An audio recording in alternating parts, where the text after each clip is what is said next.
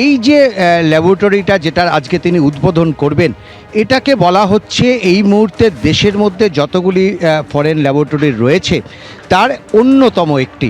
কারণ এখানে সমস্ত ক্ষেত্রে অত্যাধুনিক প্রযুক্তি ব্যবহার করা হবে এবং বলা হচ্ছে যে এই যে সিএফএসএল এই যে ল্যাবরেটরিটা, এখানে কিন্তু এমন বিদেশি কিছু প্রযুক্তিকে ব্যবহার করা হচ্ছে যার ফলে অপরাধ জগতের যে বিষয়টা তার অনেক দ্রুত নিষ্পত্তি এখান থেকে করা সম্ভব হবে। এবং বিশেষত আমাদের দেশের যে আইনি ব্যবস্থা, যেখানে কিন্তু এই ফরেন্সিকের একটা বড় ভূমিকা রয়েছে, এই ফরেন্সিক ল্যাবরেটরি সেই আইনি ব্যবস্থাকে সুদৃঢ় করতে আরও বেশ কিছুটা সহায়ক ভূমিকা পালন করবে। এমনকি হায়দ্রাবাদে যে ফরেন্সিক ল্যাবরেটরি আছে, এই ল্যাবরেটরি তার থেকেও অনেক বেশি উন্নত মানের, এমনটাই কিন্তু সংস্থার দাবি।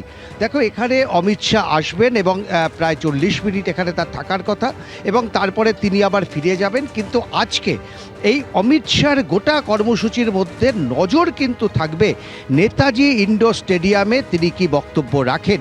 কারণ নেতাজি ইন্ডোর স্টেডিয়ামে বিজেপির কর্মী সমর্থকদের কাছে মনে করা হচ্ছে যে 2026 সালের বিধানসভা নির্বাচনের প্রেক্ষাপট কী হবে, লাইন কী হবে, কী পথে বিজেপি এগোবে, সামনের লক্ষ্য কী হবে, এই বিষয়টা কিন্তু চূড়ান্ত করা।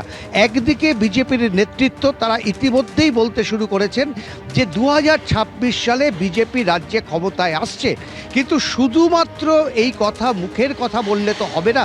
সাংগঠনিকভাবে যে বিজেপি এখনও বেশ কয়েকটা জায়গায় দুর্বল, এতে কোনো সন্দেহ নেই।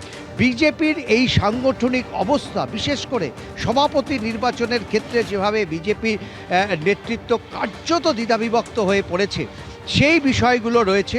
বহু জায়গায় মণ্ডল সভাপতি নির্বাচনের ক্ষেত্রে অথবা জেলা নেতৃত্বের ক্ষেত্রেও কিন্তু বেশ জটিলতার মধ্যে পড়তে হচ্ছে বিজেপিকে।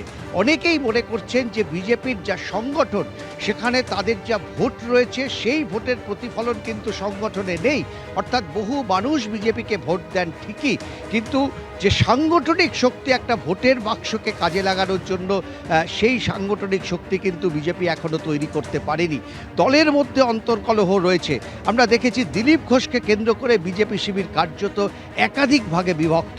ফলে এই সমস্ত জায়গায় দাঁড়িয়ে 8 মাস আগে অমিত শাহ চাইবেন একটা লাইন তৈরি করে দিতে।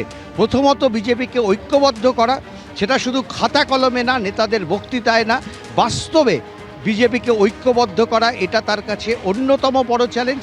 আর দ্বিতীয়ত, এই যে 8টা মাস, এই 8 মাস টানা বিজেপিকে রাস্তায় রাখা, বিজেপিকে কর্মসূচির মধ্যে রাখা, আন্দোলনের মধ্যে রাখা, সেই আন্দোলনের রূপরেখা তিনি ঠিক করে দেবেন।